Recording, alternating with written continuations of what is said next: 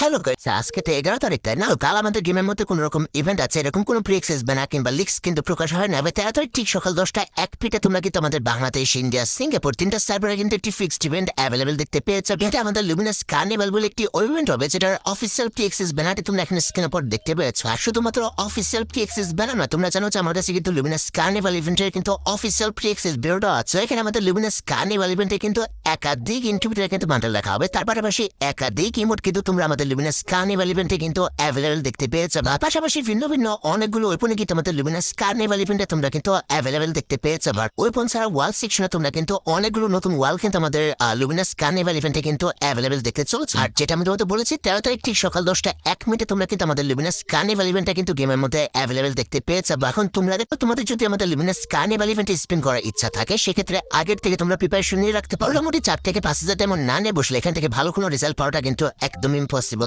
আর ভিডিওটা ভালো লেগে থাকলে একটা করে লাইক এবং সাবস্ক্রাইব করে দিও।